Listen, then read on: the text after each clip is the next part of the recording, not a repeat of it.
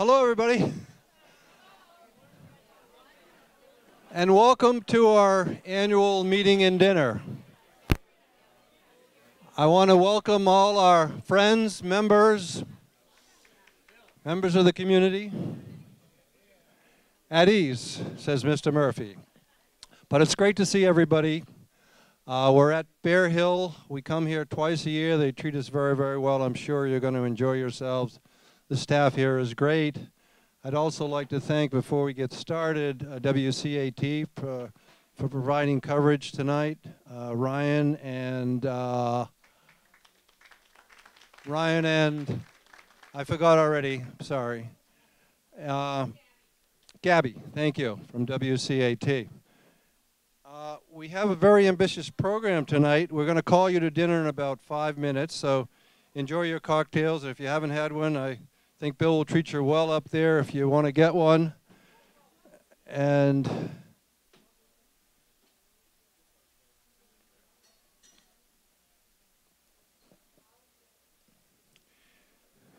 all right, Joe.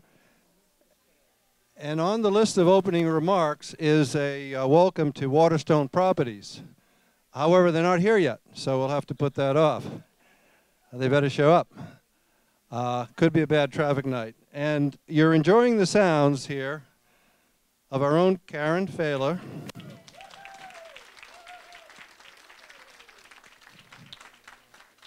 And her repertoire is encompassing of about 100 years of music, pop and jazz standards. So it's very, very enjoyable. She's going to keep it going through the dinner as much as she can till she gets hungry. And then we'll invite her to eat. But you can't see her. Can you stand up just, Karen, so we could? There she is, there she is, there she is. Okay, we've got, as I say, a very ambitious program, and we're going to end up with a presentation from Waterstone Properties. I'll introduce them a little bit more formally later. It's great to see everybody, friends and relatives, and whoever you are out there, you're all welcome. And enjoy a wonderful dinner at Bear Hill tonight. We'll be back talking to you a little bit later. Thank you. Hi. We are very popular tonight. We've got a full house. No, you can keep eating. You can keep enjoying your drinks.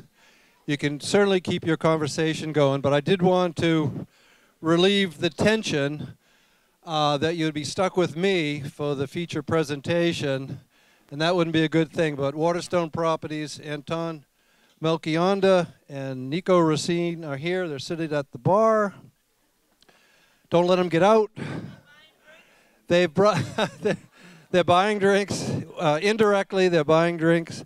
But they have brought some interesting artifacts of the original, I'm going to call it plans and other things of the original American Mutual building. And you guys remember, a lot of you in the room remember that American Mutual. I do. And there's been a number of owners. So they're inviting you, if you want to come up and say hello, you can see the artifacts. Now, you can only do that during our business meeting. It's on the agenda. Don't moan and groan. But this is our annual meeting.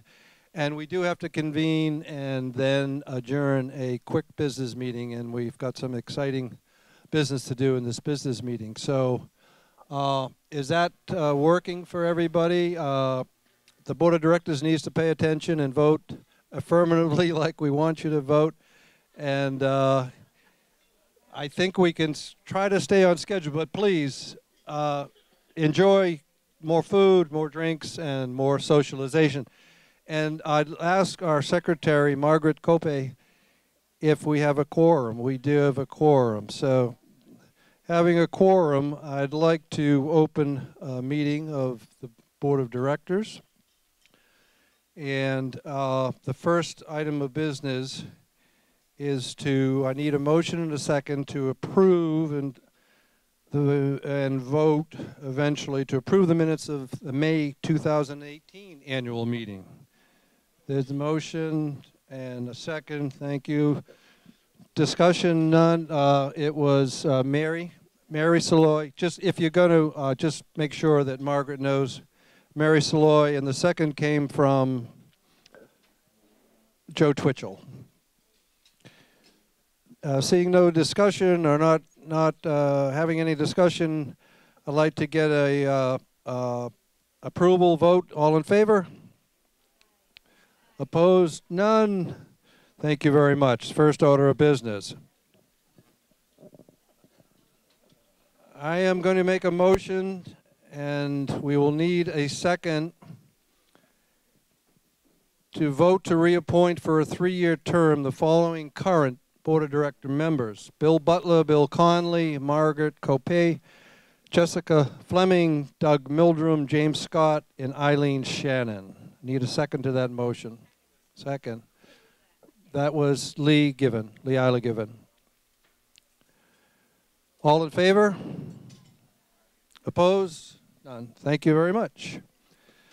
Now, importantly, we are appointing 2 new board members tonight. And they are Elizabeth Saul. Liz, could you stand up, please? Liz is here with her husband, Peter, and her daughter, Sadie.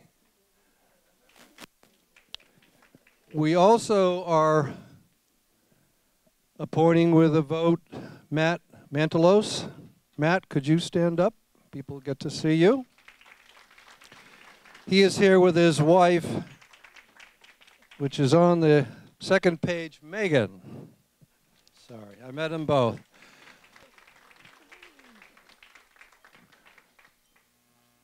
I'd like to motion that we appoint to the board Elizabeth Saul and Matt Mantelos for a 1-year term, effective with the vote soon after the second of my motion. I need a second.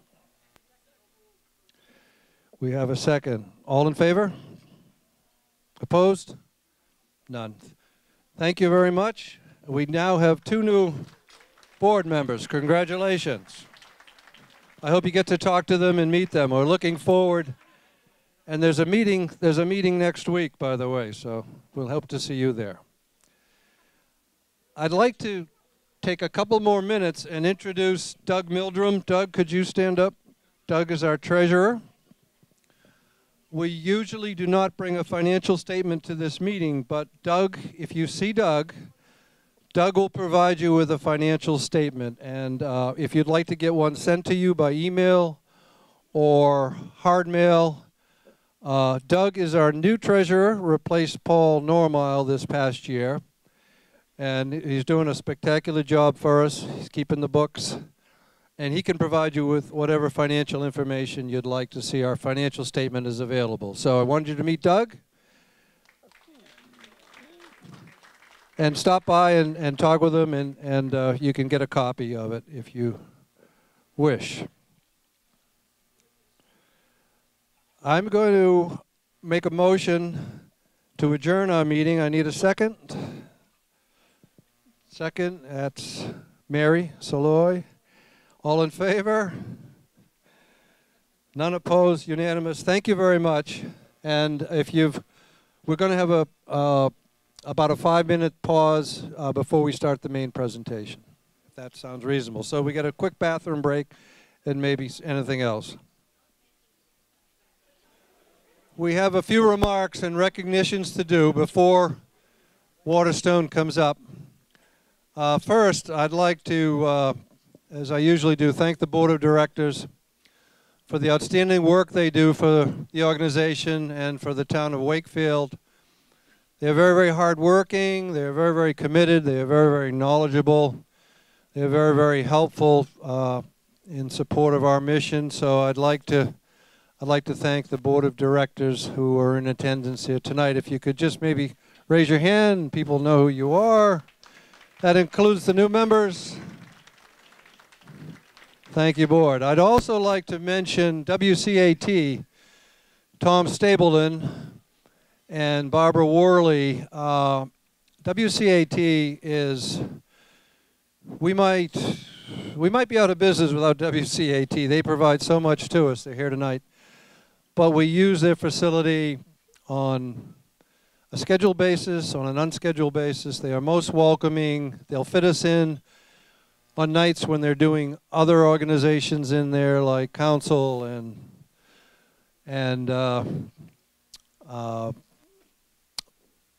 school committee. Thank you. Could you sit a little closer up here, please? Or would you like to take this? And they always accommodate us, so I'd like to, and Ryan is here, and he can take that thanks back to them. I'd also like to thank Sustainable Wakefield for the work they do in the community generally, and the work they do helping us with providing us information about sustainability, but also we are now recycling our annual, twice a year actually, cleanups. We recycle the material now. We've been doing it for 2 years. It was the first time. Sustainable Wakefield behind it. Representing Sustainable tonight is Carol Zubek. Bob Volkley, who works with us on the recycling part of our cleanups. We actually separate the materials and they go in the right direction, reducing what goes to the trash. Couldn't be here tonight. He described Carol as having her hands in all things environmental and a member of the Quannapowitt Yacht Club. So we're kind of covering a couple of bases there. So come on up a little bit later, talk with Carol, and you'll get some information about Sustainable. Thank you for being here, Carol. I'd like to also thank our commercial partner who's not here. We usually look for a commercial entity to help with the cleanup, to do some of the tougher areas that the school kids might not be able to get to. And this year it was Weston and Sampson. They're in Reading. They're a water quality engineering firm, so that was appropriate. And they sent a crew. They did a great job. They had over 20 people on a Friday afternoon cleaning the lake and supplementing what our wonderful 5th and 6th graders do in Wakefield. So that was a real plus for us this year, and I'd like to thank them. I'd also like to recognize 2 very generous donations we had this year. Many of you know Ray Moore, and if you pay attention in Wakefield at all over the course of many, many years, you would know Ray Moore. He's been a great member of our organization, a great supporter of our organization, an eloquent speaker for our dedication ceremonies for bricks at the lake, and he will be again this year. Roy is over at that table where I'm pointing to. Roy, could you raise your hand?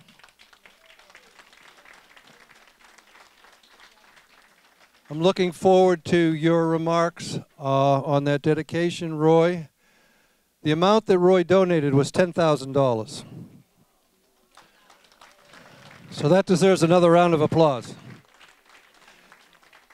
Great supporter, and that helps our organization tremendously. And on behalf of the Board of Directors, we want to thank Roy Moore. Thank you, Roy.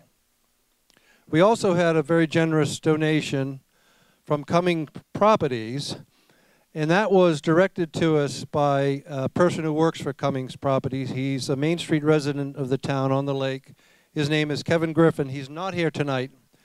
Cummings has a program where they'll donate to organizations, donate to employees, and they can pick their favorite nonprofit organization. So Kevin found us to be his favorite nonprofit organization. That donation was $1,000 from Kevin Griffin. Thank you, Kevin. He's not here.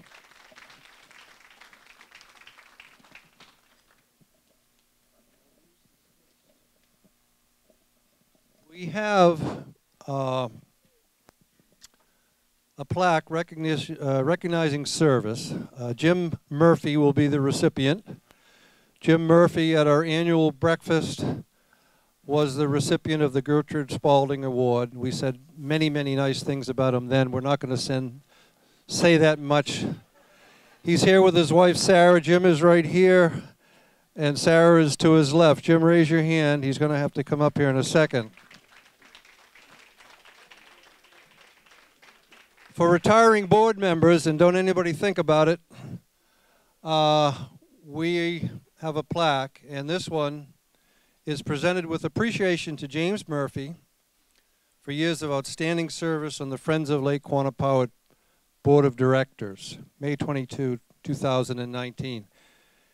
And that many years of service was how many, Jim, on the board? little less than 30. So well deserved. I'd like to have him come up here and a round of applause, please.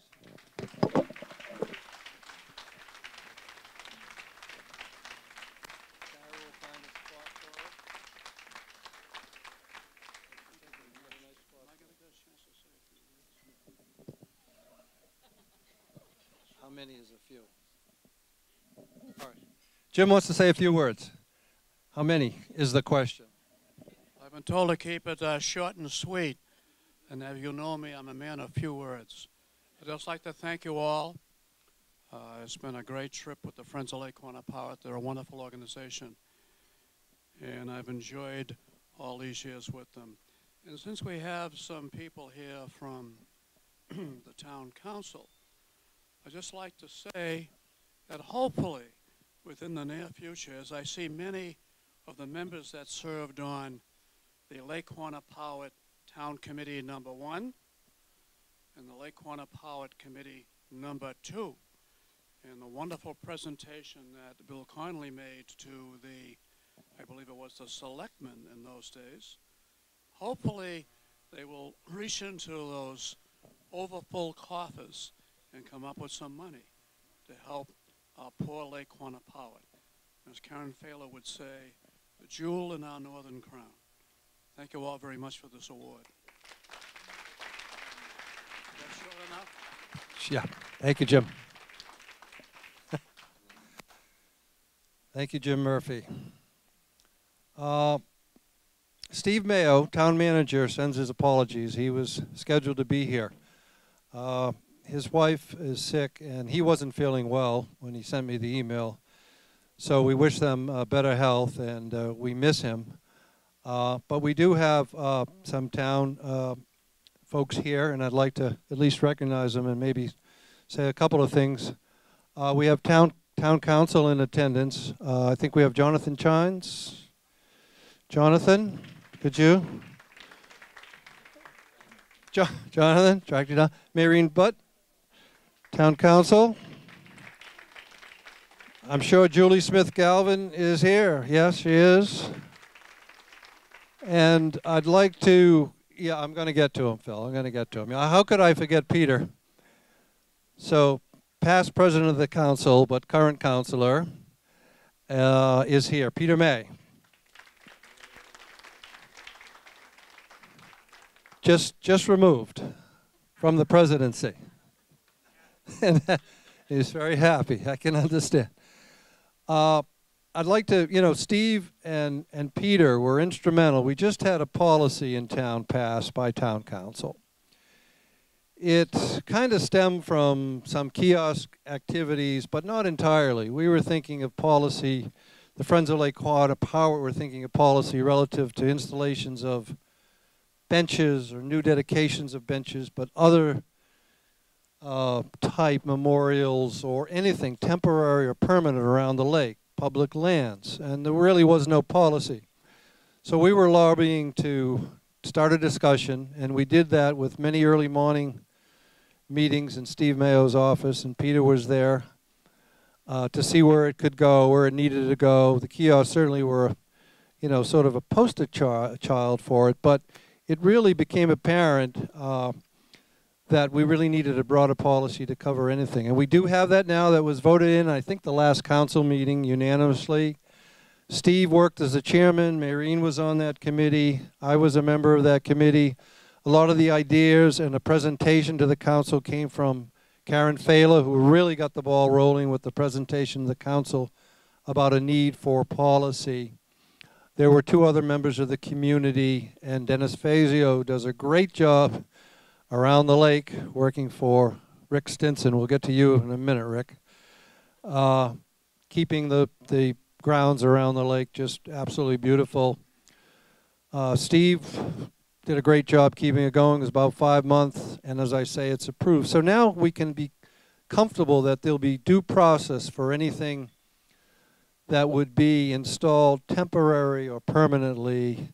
Before approval is granted, there'll be adequate public vetting and discourse and dialogue and approval out of the town council, and I think everybody should feel pretty good at that. So congratulations to everybody at a part of that. It's a great thing. I think a round of applause would be great for that too. I know you want to see our featured, but and they're coming right up. But I'd be remiss if I didn't recognize our outgoing DPW director, Rick Stinson, and his wife Jean are sitting right over there.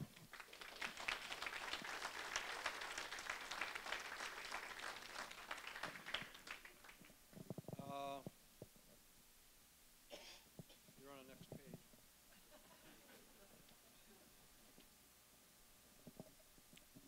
Rick has had 40 years, and this is just a little career perspective. He's retiring in a couple of weeks, month, July. He's had 40 years of municipal service, excuse me, and 18 years as the director of the DPW in Wakefield.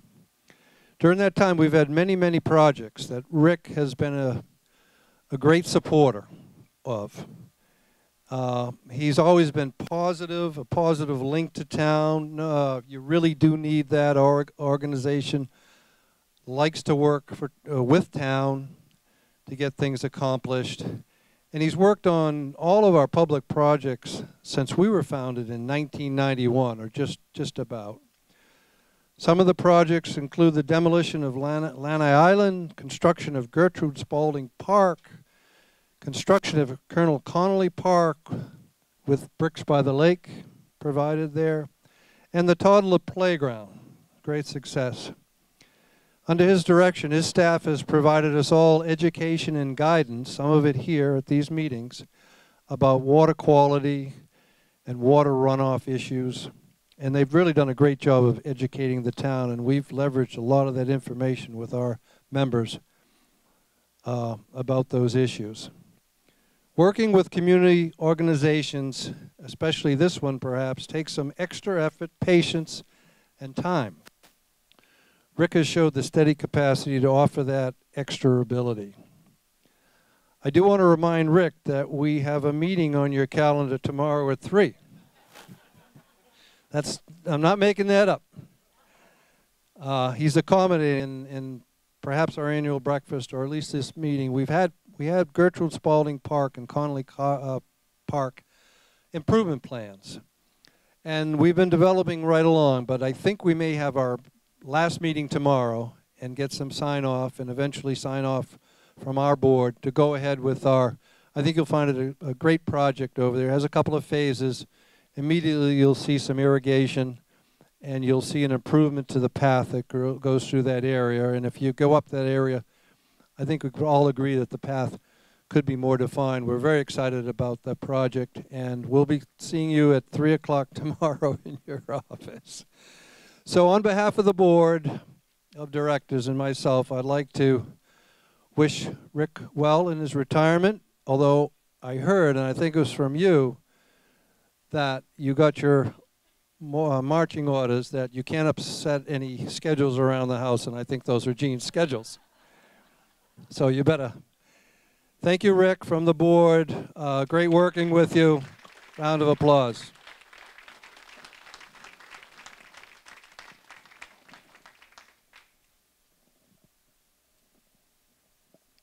Time for our feature. I hope you had a chance to meet these gentlemen. Waterstone is a real estate development company that is the new owner of the building at 200 Quannapowitt Parkway. Many of us refer to it still as American Mutual. After acquiring the property, Waterstone reached out to the friends, and we met several times because as the new folks in town, they wanted to share their background and plans for the building, but more importantly, to ask and learn what would make them good neighbors and custodians to a very important part of the lake. Without further ado, I'd like to ask Anton to come up for the Waterstone presentation. He'll share some thoughts with you, much of what we heard in our meetings, and I know he juggled his schedule quite severely, I think. California was in there somewhere to be here with us tonight, and we've got to do something about that Boston traffic because I was worried. Without further ado. Thank you.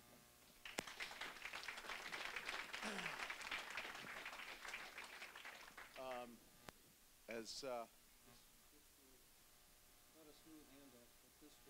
that will take.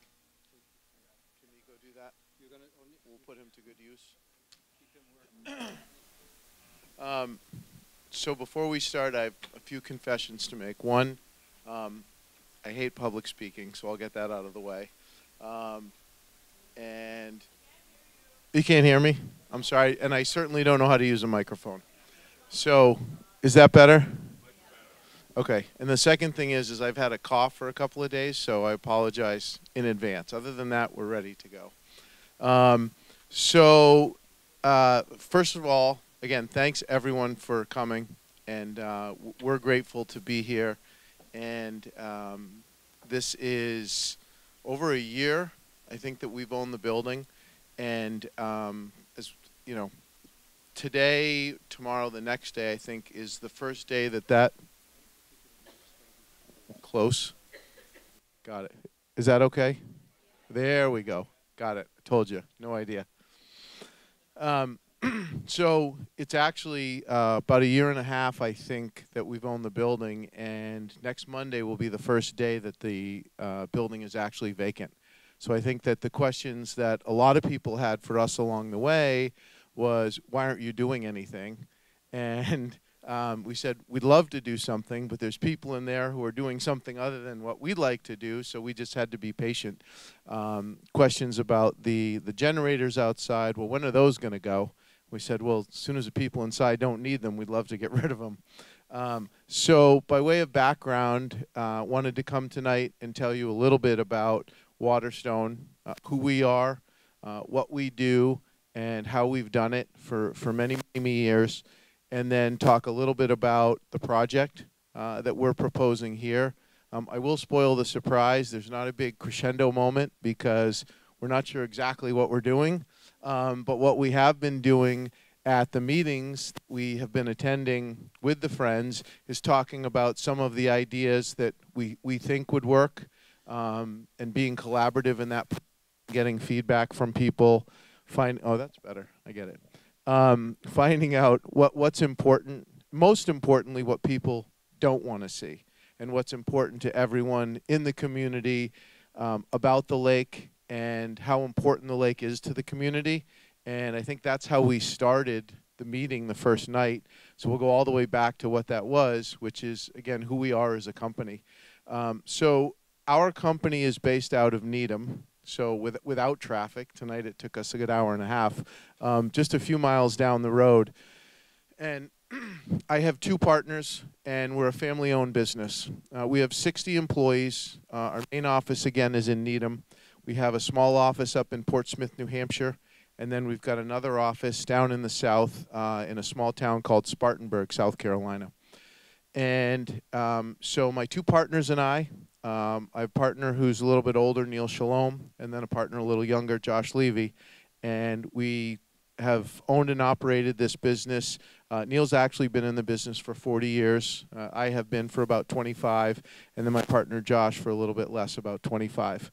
And we started the business, just the three of us with an assistant, in the basement of one of our buildings in Needham, without even a huge business plan or a lot of ideas. And we got together through an introduction and started to work on a project together.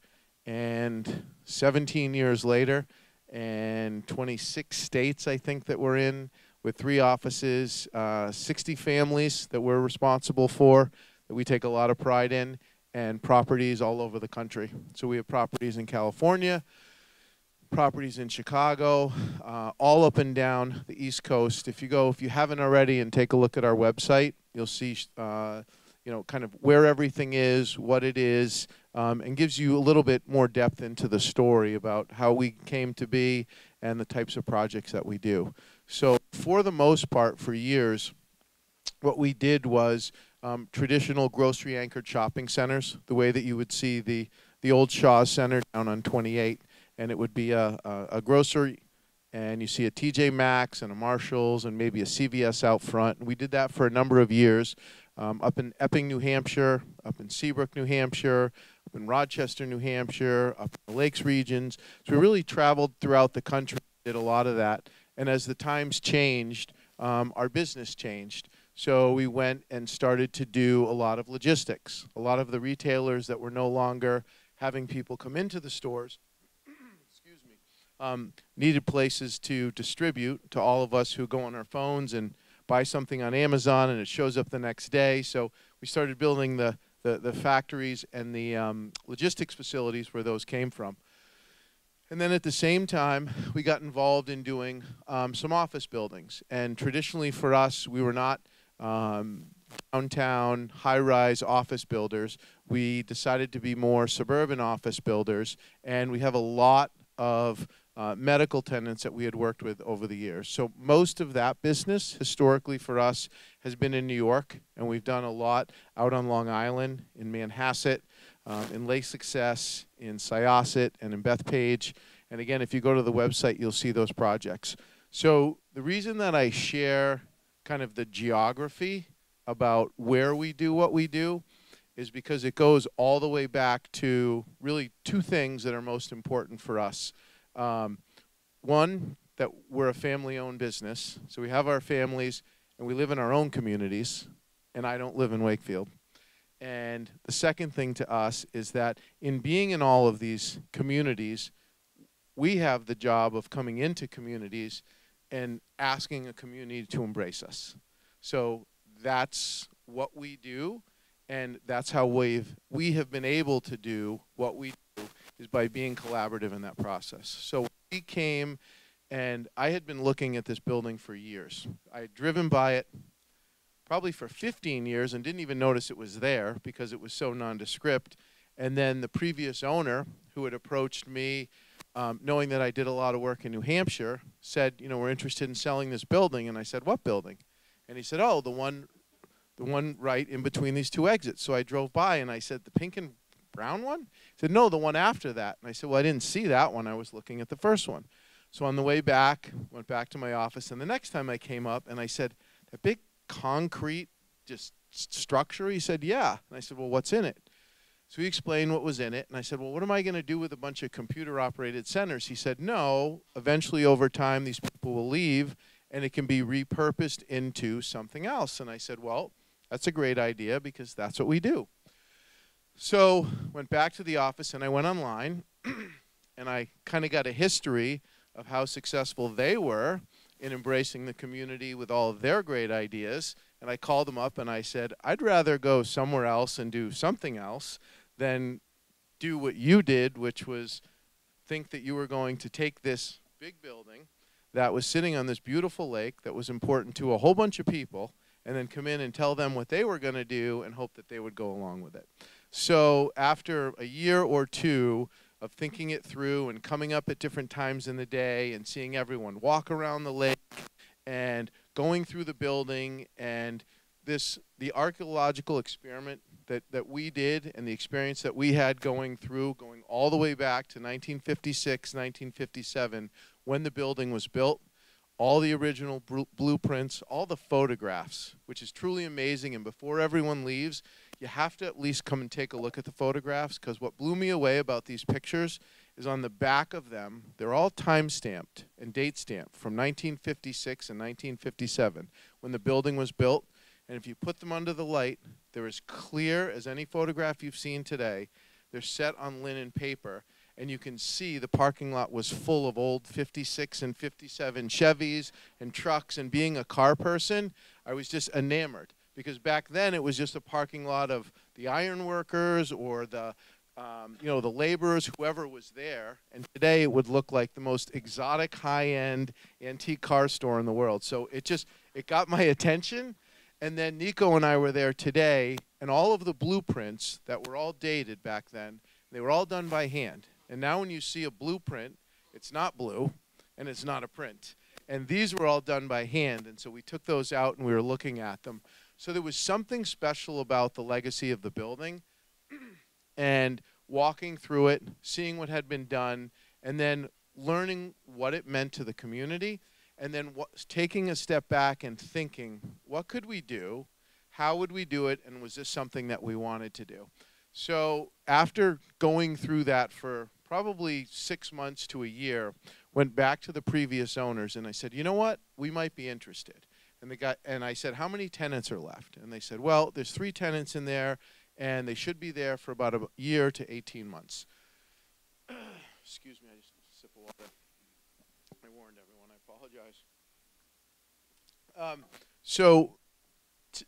We were able to come to terms. We made a deal knowing that the tenants had time and that they didn't want to leave. They wanted their operation to continue. And we bought the building. And my partners and I brought them up the first time they had the same experience. They drove by the building on the way up to Seabrook. And they said, what building? The pink one? And I said, no, the one after that. And I didn't see the building. So on the way back, they said, I saw it. And they said, well, what are we going to do with that? I said, I don't know. That's what we do. We just figure it out. It's in the right place. They said, okay, why is it in the right place? I said, I know it just sits on 95. You guys haven't even gotten the funny part yet. So we all go up together, and we get off the exit, and we come across to the pink building, and we wrap around. We get to the other side, and then everyone's sitting there, and we all realize it sat on the lake. So together for them to see what was overlooking the lake, that was the aha moment. And then everybody got it at that point. So when we took that and we took the history of the building, and when you walk through that building, and we walked through it 3,000 times and looked at the original construction that's all there, and it's all perfect. A lot of it looks like it was just done a month ago. And we all know if it was done today and you waited, that period of time, it wouldn't look like that. The building itself is amazing. The history is amazing. And for us, it's just been a passion project, even though we haven't gotten started. So with that, that's a little bit of the history for us of how we got to this point. And, knowing what the lake means to everyone, knowing what that building being on the lake and being on the trails means to everyone, required us to take a step back and realize whatever it is that we decide to do, and again, to spoil the surprise, we haven't figured that out yet. We want to do something amazing. We want to do something tasteful. We want to do something that is collaborative with the community. And everyone says, how in the world do you expect to do that? I have no idea. But we've started the process, and it starts with the things that we've done, which is going to the meetings and coming in to the first meeting, trying to look where he went. Nope. Who am I looking for that gave me a hard time?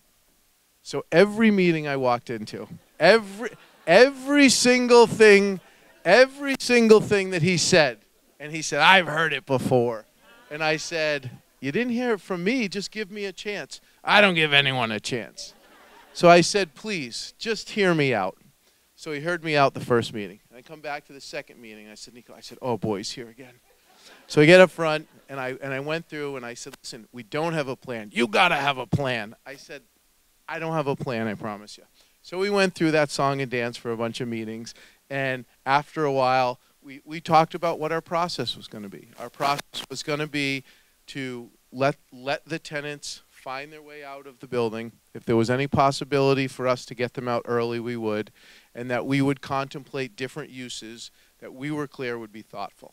So along the way, things that have happened, we've been approached by uses that for a second, when the people came to us economically, they made all the sense in the world. And the conversation stopped in 60 seconds as we said to them, that will never work. Why?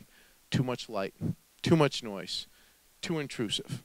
And so for us, it's a challenge, because the easy thing to do would be to figure out what makes the most economic sense for a project and try and fight your way through the process.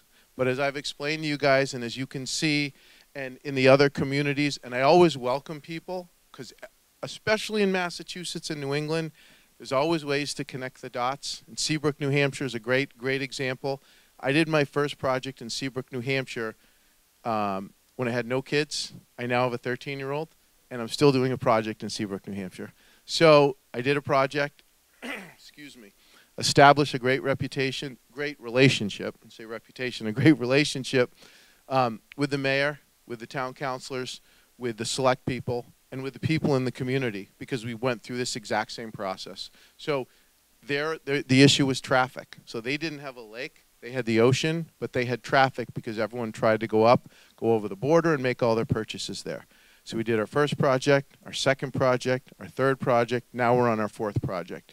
And so for us to build that relationship, it's important. And when we go to other communities, we always say, please, go on our website, make a call to anyone. And as I say, as we've said before, you can't make everyone happy all the time.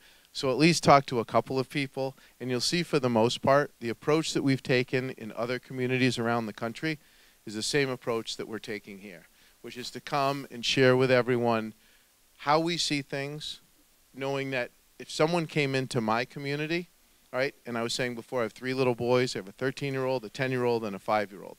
And if someone came into my community and wanted to come in and tell me what they wanted to do because they felt that they had the right to do it and they didn't care what I thought, I wouldn't take too kindly to that. So when I come to a situation like this and I'm asked to speak, and again, I hate public speaking, even though I ramble because I don't like to be up here, I just think what it would be like to be sitting there, right? I wouldn't want someone coming into my community and tell me what they think is good for their community. So we just reverse it, and that's the process that we go through. Now, does that mean at the end of the day, when we finally decide to do what we want to do with a building, that everybody's going to be on board with every aspect of it? There's no way. You just can't do that. But what you can do is you can engage people in a collaborative dialogue. And if you start with recognizing that there's a whole community that not only lives around the lake, but uses the lake, and the lake is such an important part of what everyone does, that you can engage in that dialogue and be a part of understanding what people really don't want, what people would be acceptable, and then what people would like in a perfect world. And that's what we've been doing over the last year while the tenants have been slowly leaving. So next week will be the first week that we can actually start to see our way to some of the folks who have come to us, medical uses. So we've been talking to a lot of the hospitals from downtown that don't want to be in the city anymore. Makes more sense for them to be out here. All of the big name hospitals, some of the educational facilities that are downtown. We've got a lot of universities, a lot of institutions of higher education. There's interest from them. Traditional office users. As everyone knows, as they've seen the increase in office buildings and office tenants up and down 128, those are the folks that we've been talking to. So without being able to confirm to any of these people exactly what we're going to do, more importantly, when we were going to do it, it's been impossible for us to have any commitments. So I think what was most important for us coming in tonight was to be able to share with everyone, and maybe it's disappointing, but hopefully it's inspiring at the same time, that we wanted to come and open a dialogue and be collaborative and let everyone know that we're beginning today, this week, next week, to try and figure out what our plan is with the building.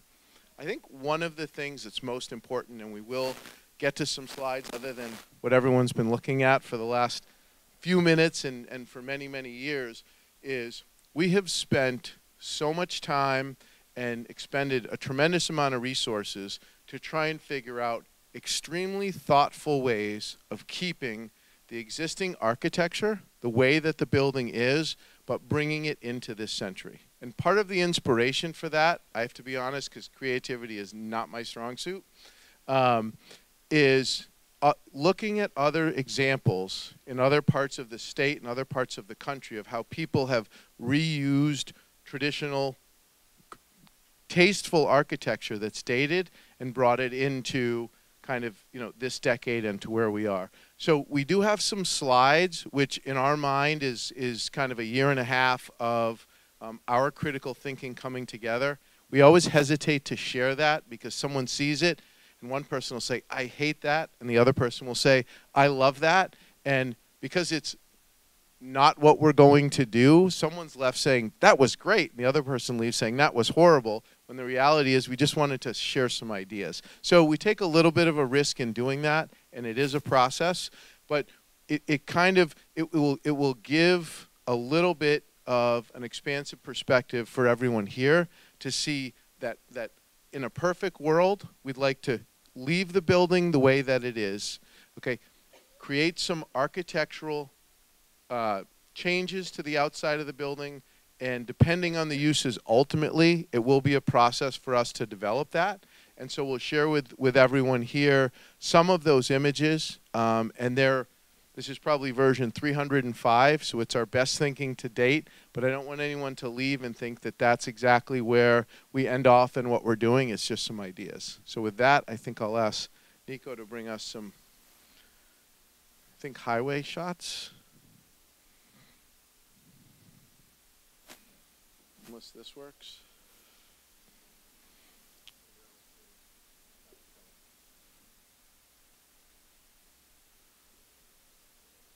Nope.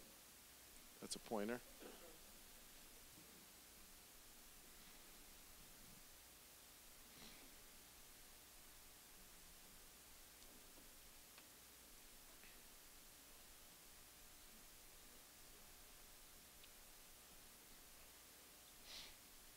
Is that the beginning? And this is the first one.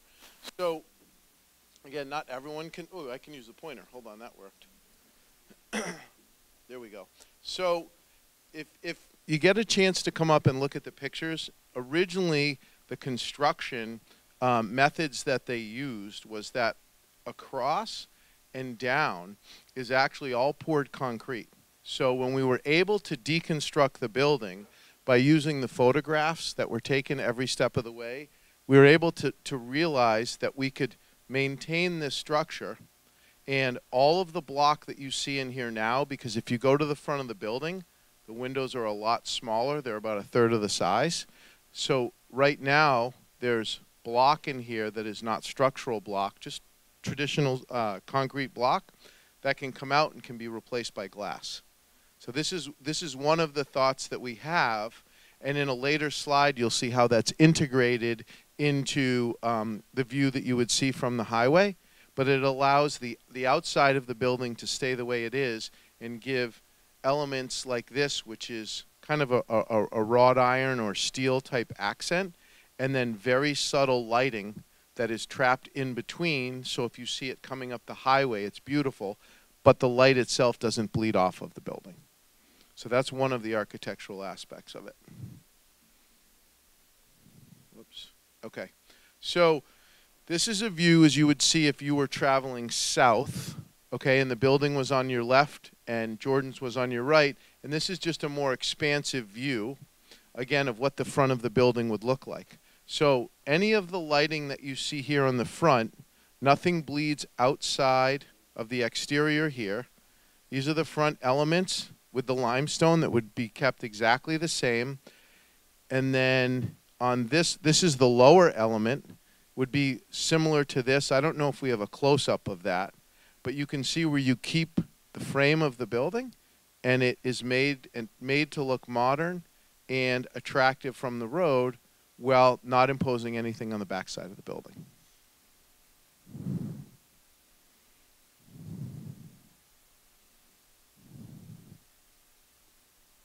That's it right there. Oh, sorry, Nico, the generator. So I think the biggest piece of news that we do have to share, which is exciting for everyone, is, we'll do a now you see it, now you won't. This is the outside field of generators and trailers, and they're there today, and that's what they'll look like tomorrow. Yeah. So we got one round of applause, so that was pretty good. We actually, I think you were there on Friday. So Nico was there on Friday. And we were on the phone today with the company who is coming to take all of the equipment out. We'll be taking the slab out, taking the fencing down, and I don't know the exact timing, but certainly within the next few weeks, those will be gone. And no more firing up at night, no more, none of the issues that were there with the generator will be there. So we're super excited to be able to share that piece with everybody. So, okay, and so that's just, this is, again, I'll come more to the side.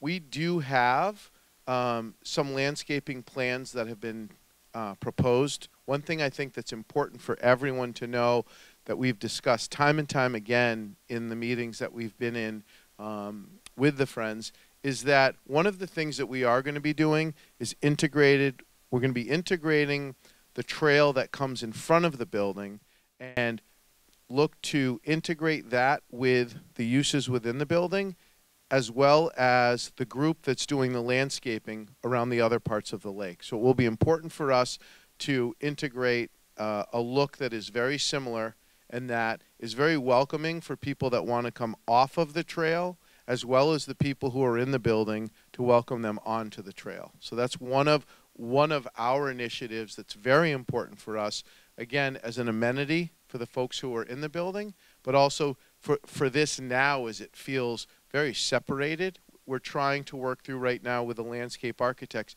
how we can bring that so it blends in better with the building. So that's what this slide shows.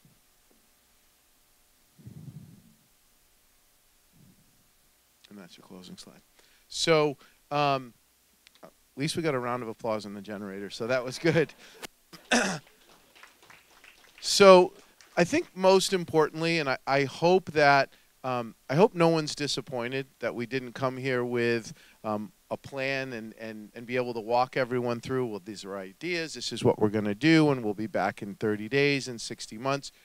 What we really wanted to do was come here and have the opportunity to talk to a wider group, because a lot of the folks here we've seen a bunch of times and really had the same conversation over and over about when everyone leaves, we'll be able to get started. And we've had great conversations with a lot of people. And as you can all imagine, there's so much interest from so many people that want to be a part of this project.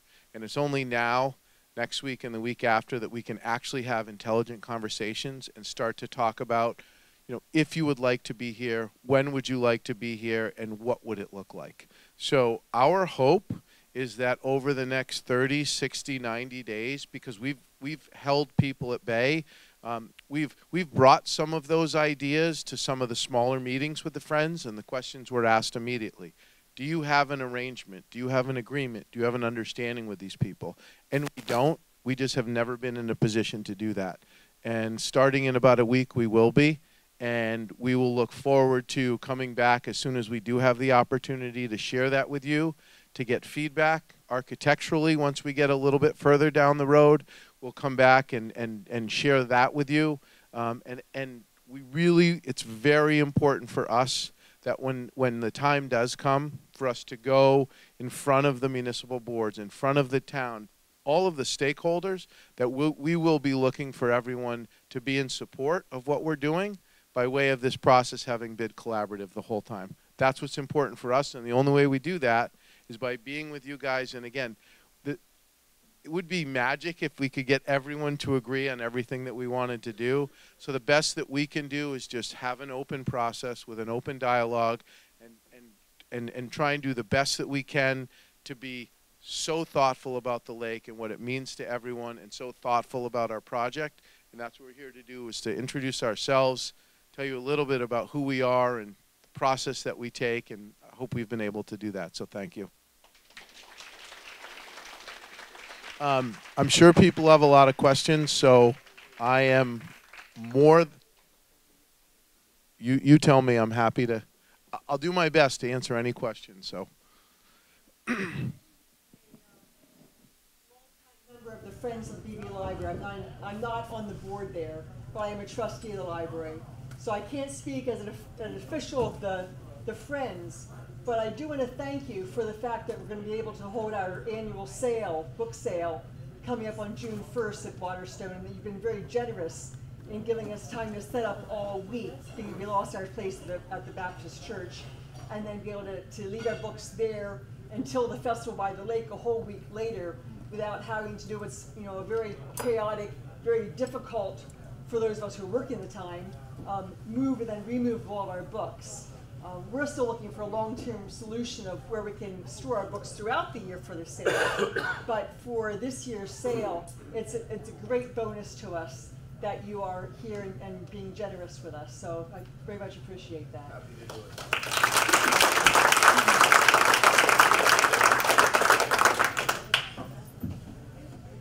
As a former member of the planning board in Wakefield and the chair of the master plan committee, we put a preservation plan together back in the early 2000s, and I really congratulate you on not knocking the building down.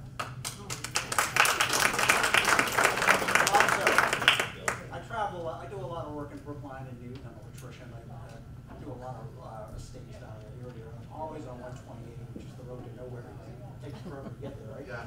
But when they built it, it opened in 1951. August 23rd, it opened from Route 9 all the way up to the Winfield line. And so this is, to the best of my knowledge, this is the last building that's left on that entire road that was built in relationship to the 128 construction. Because when 128 went in, we had all that raw land on either side of 128 that was just ready to, ready to rock and roll. And of course, American Mutual, when they opened up, 800 employees came out of Boston to go into that building in 1958. So it was a campus-style building. Really, I mean, ahead of its time. It's a gorgeous building, and it's so nice to see that thing still stay up here. So congratulations. Thank you. Hey, I walk behind that building every day, and I want to really thank you because last year when all these other people were putting up signs that they just fertilized their lawn, they had handwritten notes that said no fertilizers were being used. So I really want to thank you. I want to thank you for removing the generators so I can now leave my windows open at night. I think you're wonderful. I just also want to say thank you for the generator. That was really good news. There were a couple of us, though, who were at the Zoning Board of Appeals meeting tonight. We know you had a request for a special permit for research labs. What can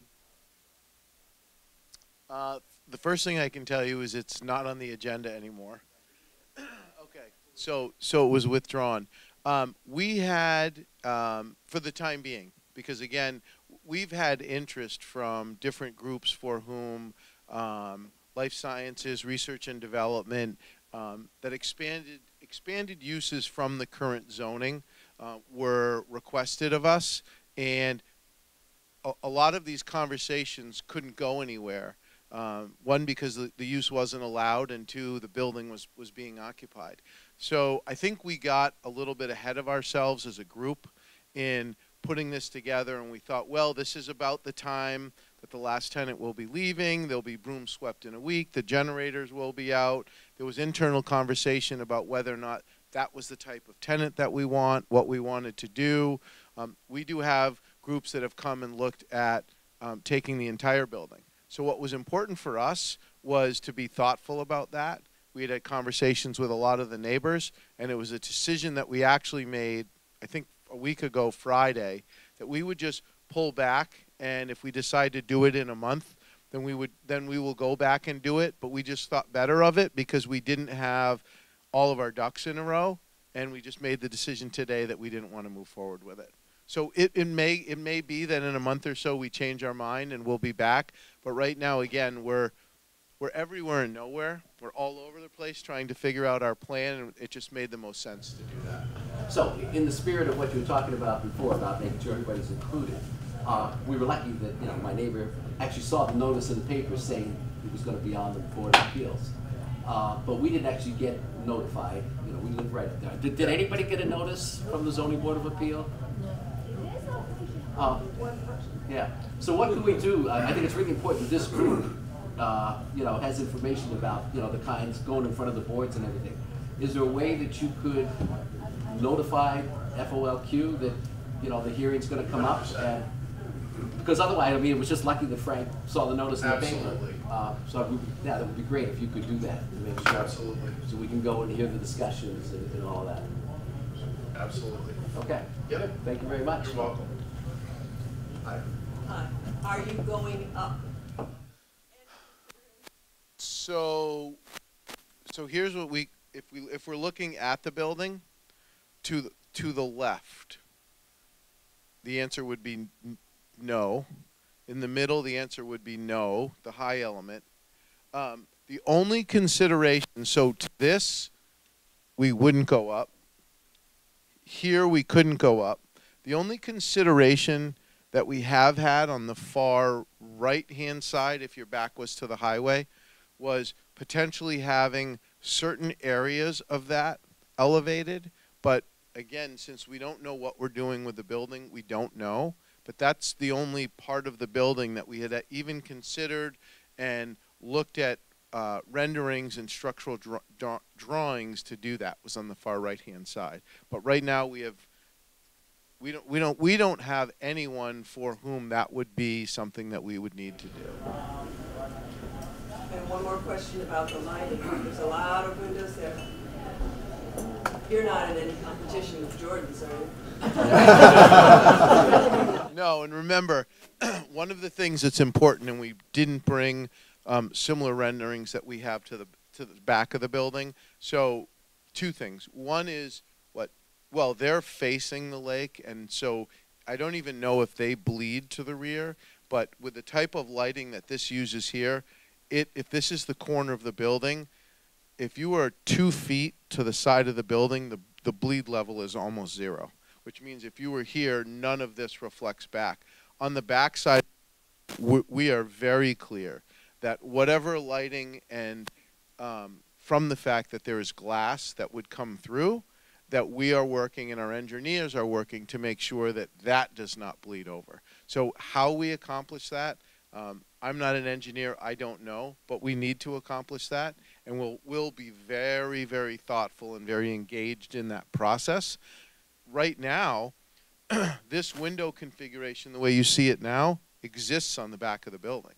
And so everyone who's been in there with their lights on, you already have that. It's already wide open on the back of the building. So we haven't got, what's that? Yeah. So we haven't gotten that far yet, but that is something obviously we'd be thoughtful to. Really the two big things, it's noise and light, right? It's, if you're on a lake, the noise will travel, and if you're on the same lake, the light will reflect. So those are the two elements for us being thoughtful in the design that we always back into when we work with the architects. And the wind for the friends of for the Quannapowitt. Right. And potentially smells too, if you're going to be doing anything with labs and stuff like that. The what? Smells potentially too. Oh, that's not. Yeah, that's not enough in today's day and age. For anyone who owns any of those buildings, that's not even an option. Anything that's lab related is so controlled that there's, you know, anything that leaves the building is all controlled, 99.98% controlled. So if someone was to do that anywhere, there's no smell emissions. That wouldn't happen in today's zoning wherever you were. So just so anyone knows in the town, if someone came in next door or another building, that's not an option. That's absolutely. Yes. You listed quite a few options of institutions or operations that might be tenants. You notably didn't include a retail establishment. Have you ruled out a major retail establishment?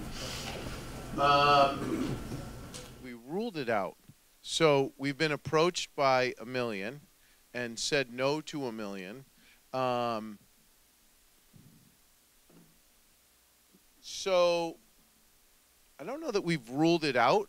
There's been so for example, there's every theater chain in the world has said that they would pay as much as we wanted to be there because they can't be in Linfield.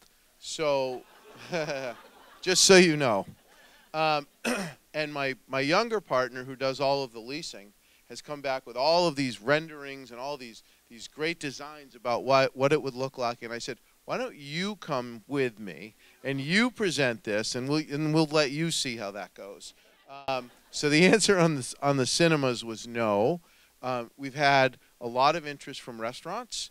Now the thing about restaurants is that a restaurant can be done, and we haven't had conversations that have gone anywhere with a restaurant, but we have spoken in some of our meetings about how it could be a welcomed amenity if it was done tastefully, and that's something that we would be open to.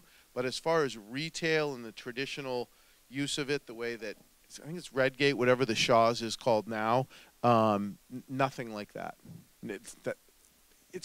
Let me just say this, it's not a logical use for the building, irrespective of what someone would pay. It's absolutely not what that building warrants. It's just not the profile or the character of it. So it hasn't been ruled out, but I don't even see how that could work. Hi, that was thank you for Thank you. Thank you. For someone who hates to be up here, it means a lot. Continued commercial success generally and in Wakefield too. As many people know, the Field Company originally purchased this property after American Mutual went belly up. And I had a leadership position with some other folks in the community to share some paperwork with Field companies and have discussions with them. And out of those discussions came the bicycle path on the lease land. And in those conversations, some issues were still a little unresolved, I guess.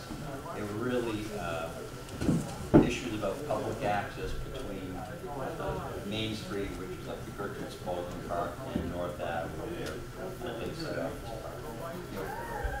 Garen, reviewing, perhaps just reviewing maybe that may be fine, and guaranteeing public access through that area, because it's a heavily populated area. AJ spoke earlier, counted at least 20,000 people a week walk the lake for a decade. And also it's an area critical concern, all people speak to, but clearly obstructing wind voters, and there's a nest there for bald eagles, so it's an important environmental area, and we spoke to that quite well, so thank you for that. One of the issues with the pathway was the prior owners, DRT, built a patio and actually cut into the bicycle path, and that was not well received. There's a lot of runners, pedestrians, people pushing baby carriages and so forth. And sometimes when you're going over the asphalt bicycle path, you need to, if you're a runner, sometimes you want to run on grass. It's easier on the knees as you age. And so that is now, that patio has encroached on the opportunity for wheel-and-foot pedestrians to get out on some grass when they have competitions, and just for whatever reason, to avoid obstacles. So that was an issue. So public access and sensitivity to the environment is interesting. I think it's an opportunity to maybe review public access. And I just thought one thing on the real estate side, because I live directly across from you guys on the other end of the lake, literally on the other side, is I would not be opposed to a zoning would be a great place for rooftop dining in the summer. It would be fantastic. That's good to know. That's good to know. I won't get in the middle of that if other people don't want it, so thank you, though. Anybody else?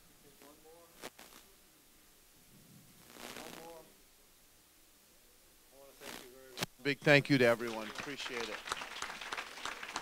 did well. So the guy doesn't like to be up there. I got it all. I can't get rid of that. I can't believe that. Thank you. Well, thank you, Anton. Thank you, Waterstone. Anton and Nico. I think there's still some dessert, probably some coffee. Dennis, is there dessert behind you? So please, we're not chasing anybody out, but that brings us to the end of our annual meeting and dinner. And I want to again thank you. Thank Anton and Nico for coming tonight. I thought that was a great presentation. You had great questions. We'll see you at our annual breakfast and back here next year. In the meantime, we'll keep you informed of this development. So thank you very much, everybody.